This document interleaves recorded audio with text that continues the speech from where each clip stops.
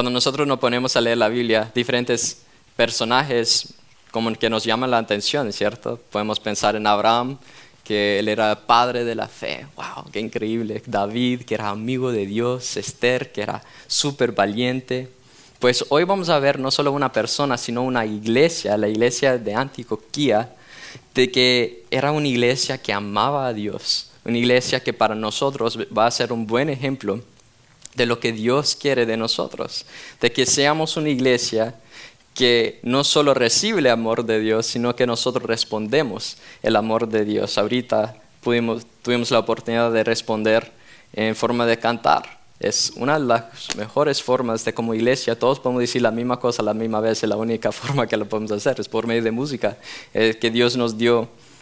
Pero hay dos evidencias y un resultado que vamos a ver hoy por medio de este pasaje, que podemos ver cómo vamos. ¿Será que somos una iglesia que ama a Dios con la forma que estamos viviendo?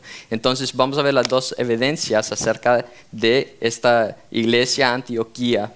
Entonces, Antioquía era un resultado de la persecución que pasó en Jerusalén. Si recuerdan, en ese tiempo que Esteban era un siervo de Dios muy fiel, pero lo mataron.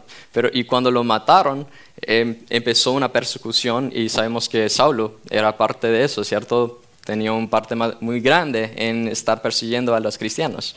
Pero en tratar de matar a los cristianos, vemos que los seguidores de Cristo fueron por todos lados y compartieron el evangelio con todos los que conocieron.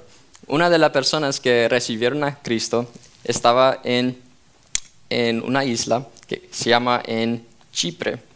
Entonces ellos, eran varios creo, recibieron a Cristo y no se quedaron con eso, con la verdad, sino que ellos fueron a Antioquía. Ya habían personas que habían llegado a Antioquía y estaban explicando el evangelio, pero cuando llegaron estas personas, no sabíamos, ni tenemos los nombres de estas personas, cuando llegaron y empezaron a compartir el evangelio, como que explotó la iglesia, todos empezaron a recibir el evangelio y personas estaban llegando. Entonces cuando llegamos al capítulo 13, donde estamos hoy, vemos dos cosas importantes antes que vimos en el capítulo 11 cuando estuvimos ahí. Vemos que el poder del Señor estaba con ellos en el versículo 21 del capítulo 11 y un gran número creyó y se convirtió al Señor. Y después unos versículos más, en el 26 dice, fue en Antioquía donde los discípulos se les llamó cristianos por la primera vez. Entonces vemos que es una iglesia que podemos aprender bastante de esta iglesia. ¿Por qué fueron llamados cristianos? Porque se parecían a Cristo. Estaban siguiendo tanto a Cristo con un amor hacia Él, entonces que le decían cristianos a esta iglesia especial. Entonces, en 13, vamos a leer el versículo 1, vemos que ya hay liderazgo. En la iglesia de Antioquía eran profetas y maestros: Bernabé, Simón, apodado el Negro, Lucio de Cirene, Manaén, que se había creído con Herodes, el patriarca, y Saulo. Entonces habían 5 personas que estaban trabajando juntos, los líderes de la iglesia, y podemos ver que son maestros y profetas. Profetas, ellos tenían el mismo trabajo que tenían los profetas del Antiguo Testamento, que ellos recibían la palabra de Dios, lo escribían, lo explicaban. Los maestros no era como nueva información, ellos solo tomaban lo que ya tenían y lo explicaban. Hoy en día no tenemos profetas porque ya no estamos recibiendo más información, no hay información nueva, lo tenemos todo aquí con nuestras Biblias completas. Entonces no hay profetas, pero sí hay una necesidad grande de personas que pueden estudiar la palabra y explicarlo. Entonces, si algún día yo salgo con primera y segundo de chat, no se sienten obligados de leerlo, no es la palabra de Dios, ya lo tenemos todo escrito y hay que aprender lo que ya tenemos en vez de ir buscando otros profetas. Dios ya no trabaja de esa manera. Entonces vemos que son 5 hombres que están fieles, están trabajando juntos, y ahora vamos a ver una de las cosas que hace una diferencia en esta iglesia. Una iglesia que ama al Señor, primero busca la voluntad de Dios. Vamos a leer el versículo 2. Dice, mientras ayunaban y participaban en el culto al Señor, el Espíritu Santo dijo, apártame ahora a Bernabé y a Saulo para el trabajo al que los he llamado. Entonces, está hablando de algo que hacían normalmente, que hacían mientras ayunaban y participaban en el culto. Entonces, ellos vemos como una actitud de estar recibiendo del Señor con manos abiertas. Ellos ya estaban sirviendo al Señor y están comunicando con el Señor, pero el ayuno es algo muy especial para nosotros. El ayuno es el tiempo cuando tomas la decisión de ir sin comer para tomar más tiempo en estar con Dios. Me hace pensar en Salmos 5:3.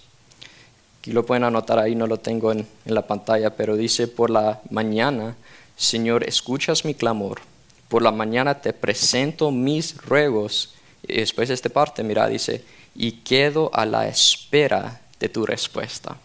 Si nosotros queremos vivir para Dios, no simplemente necesitamos estar hablando y hablando y hablando a Dios, sino que tratando de escuchar de Dios, de nosotros estar dispuestos de ser llamados a hacer algo diferente con nuestras vidas. Si nosotros estamos haciendo todas las cosas que parecen bien por afuera, pero nosotros no tenemos un corazón listo para responder, entonces no vamos a crecer en nuestro caminar con Dios. Ellos estaban listos, estaban deseando la voluntad de Dios. Una de las formas que nosotros podemos aprender de eso es por medio del ayuno.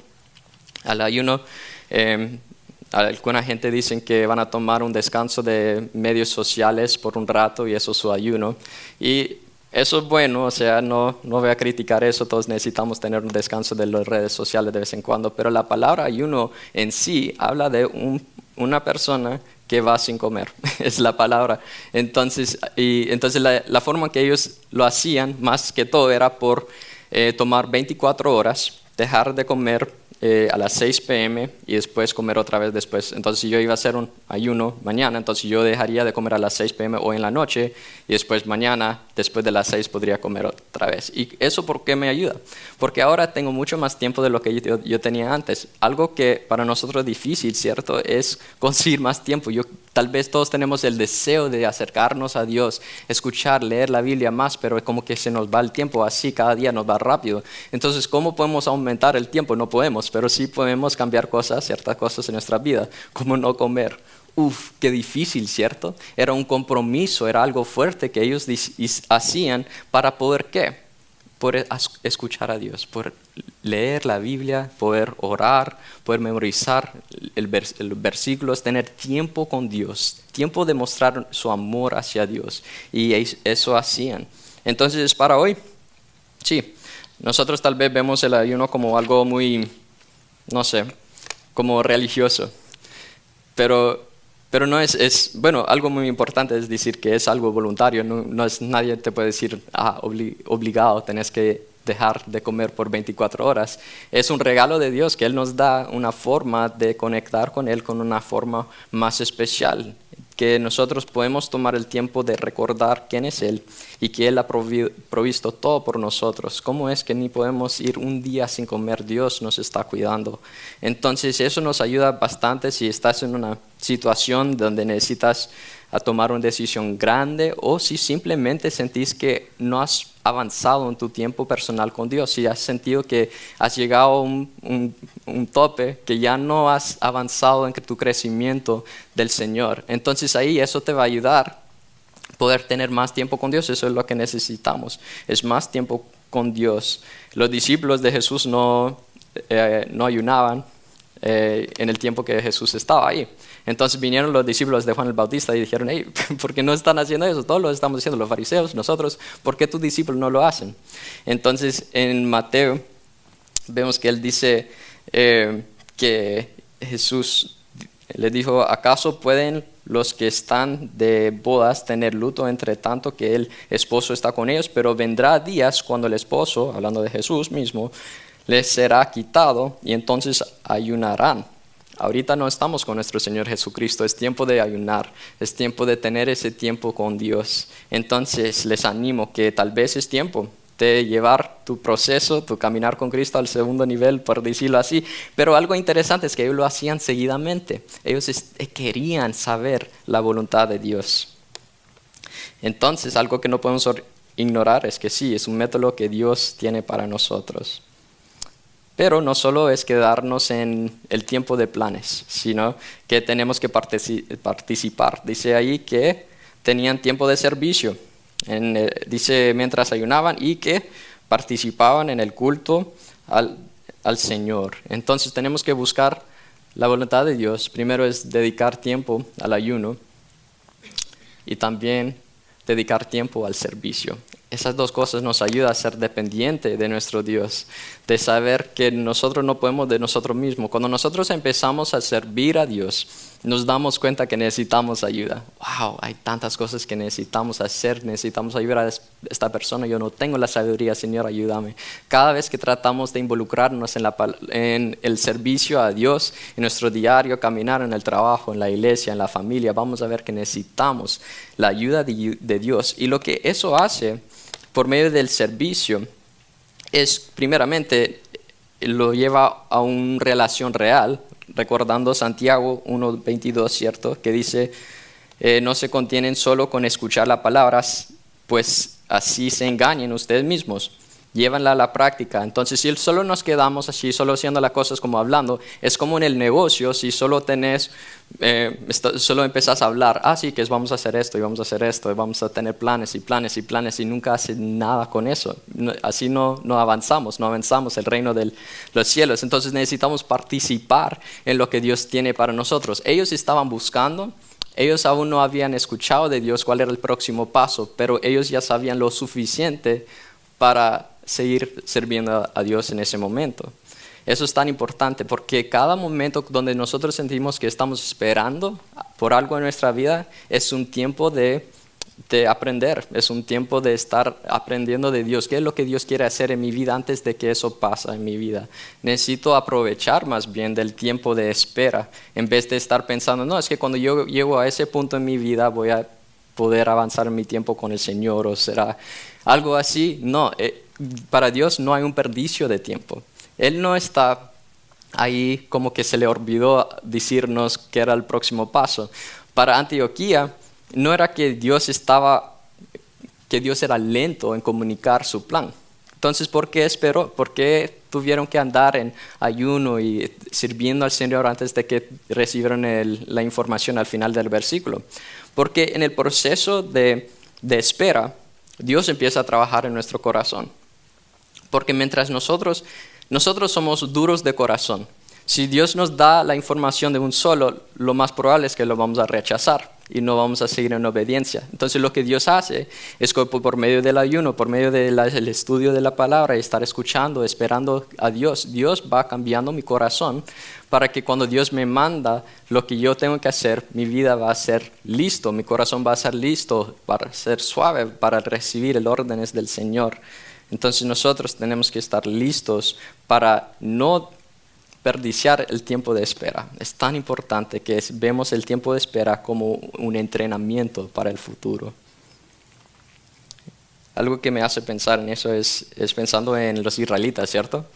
Que ellos vieron todo lo que Dios hizo contra Faraón, que había muchos milagros, que fueron liberados del poder más grande del mundo, salieron al desierto, pero lo que vemos es que había una forma corta de llegar hasta la tierra prometida y una forma larga de llegar a la tierra prometida. Y Dios los llevó por el desierto, por la forma larga. ¿Por qué? Por su misericordia en ellos. Dice en Éxodo 13:17, y luego que Faraón dejó ir al pueblo, Dios los llevó por el camino de la tierra de los Dios no los llevó por el camino de la tierra de los fariseos, que estaba cerca, porque Dios dijo, para que no se arrepienta el pueblo cuando vea la guerra y se vuelva a Egipto. Entonces Dios lo llevó por un camino largo para que ellos pudieran estar listos, preparados para la guerra. Eso es lo que hace Dios con nosotros. Si usted siente que todavía no estás llegando al punto donde quieres estar en la vida, lo más probable es que Dios está mostrando no tu plan, sino el plan de Él. Te está preparando para estar listo para la guerra en tu vida. Entonces necesitamos siempre tener confianza, no de esperarnos con que Dios me está respondiendo, sino decir, no, Dios tiene una razón por cual no me ha dado el próximo paso. Entonces voy a esperar en el tiempo adecuado de Él. Entonces, la iglesia También, así es, necesitamos ser transformados para el uso de Dios. Pero la iglesia que ama a Dios va a estar buscando la voluntad de Dios seguidamente. Pero no solo eso, no es solo buscar la voluntad, no es quedar quieto. Eso es el punto que quiero, es seguir avanzando, aunque estamos en un tiempo tal vez de espera. Pero también buscar la voluntad de Dios. También necesitamos listo para aceptar la palabra de Dios. Porque mira lo que dice al final del versículo 2, si recuerdan, dice: apártame ahora a Bernabé y a Saulo para el trabajo que los he llamado. Entonces eso hubiera sido un paso de fe, porque en cualquier iglesia, Antioquía era un lugar bastante grande, había mucho trabajo. Para tomar el paso de mandar a líderes de la iglesia a hacer otra cosa es una prueba de fe. Y también, entonces, ¿qué es lo que hicieron? Siguieron en lo mismo, no era como que ignoraron, sino que siguieron con pasos. Así que después de ayunaron un poquito más y oraron. Y después, bueno, voy a leer el versículo. Así que después de ayunar, orar y ponerle las manos, los despidieron. Entonces siguieron, aceptaron la voluntad de Dios, decidieron hacer lo que Él quiso para ellos, pero ellos estaban listos para tomar esa decisión de mandar los dos líderes. Y vamos a ver que fueron líderes bien fuertes, ¿cierto? Eran Saulo y Bernabé, que no va a querer tener ellos en la iglesia. Entonces lo que necesitamos ver es que la iglesia que ama al Señor también va a apoyar a las misiones. ¿Por qué? Porque Dios siempre ha tenido en mente toda la tierra. Jesús murió para cada persona. ¿Había más trabajo que hacer en Antioquía? Claro que sí, pero había gente alrededor del mundo que necesitaban escuchar la palabra de Dios. Entonces, la misión de Dios es mandar personas. Nosotros también, Charlotte es muy grande, tenemos nuestro trabajo bien grande aquí, pero si solo estamos pensando en llegar a alcanzar a la gente de Charlotte, nuestra visión para nuestra tarea aquí es muy, muy pequeña.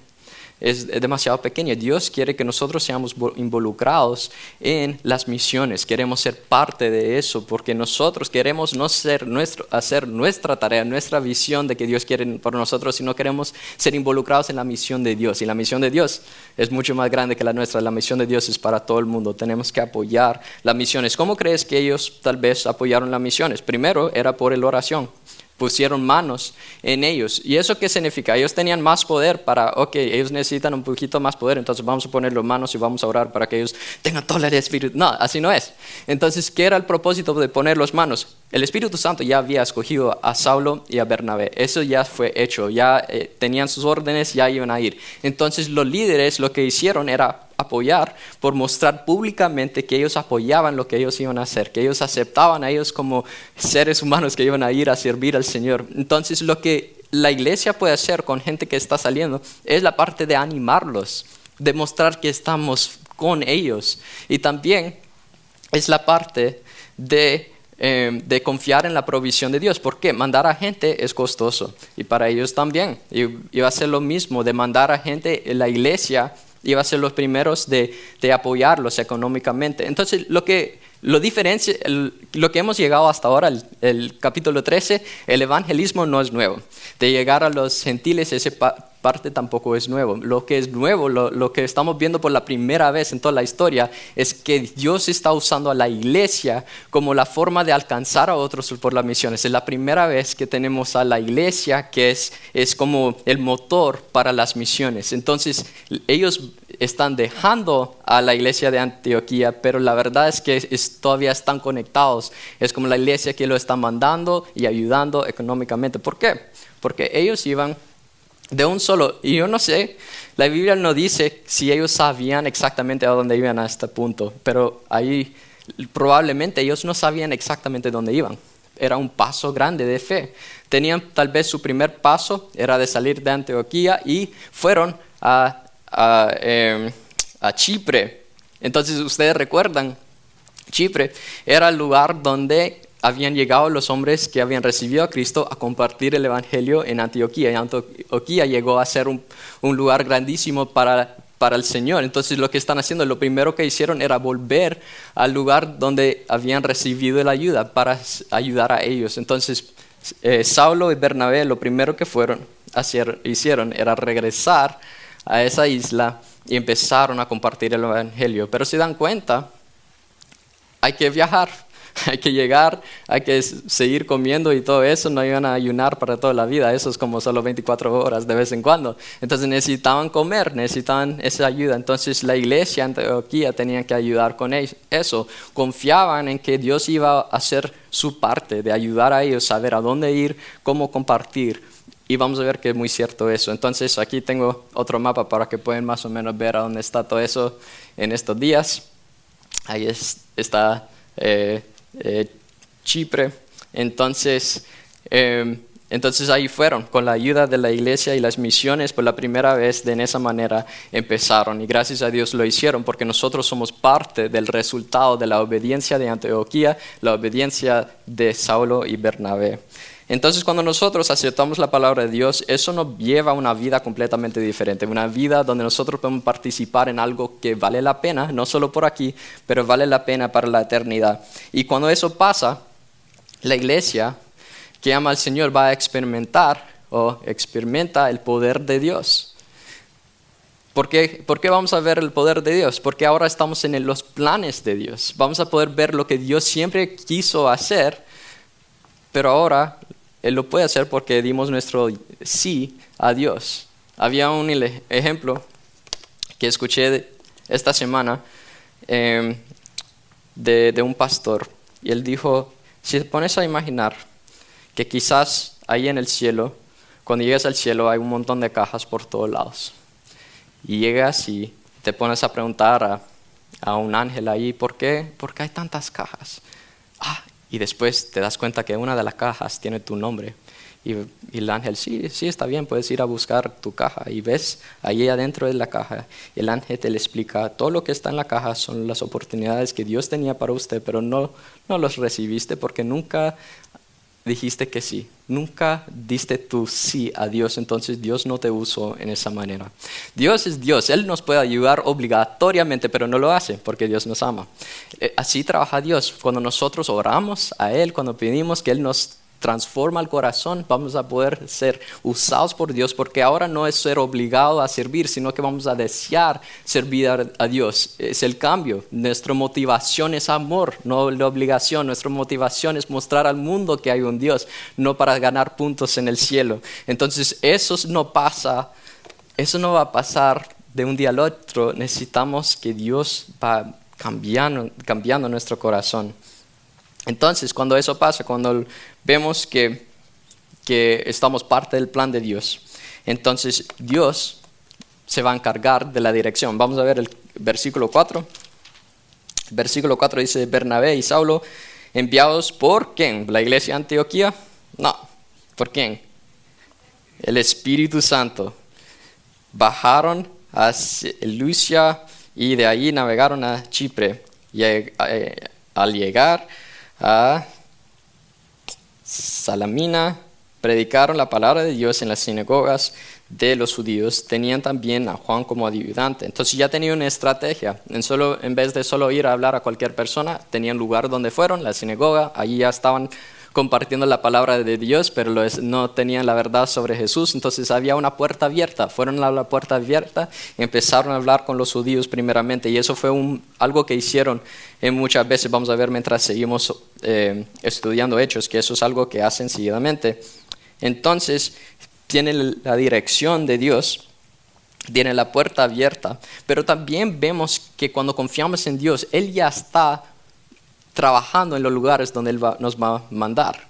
Él ya estaba haciendo una obra antes de mandarnos a hablar con esa persona. ¿Por qué sabemos eso? Mira, recorrieron toda la isla hasta Pafos.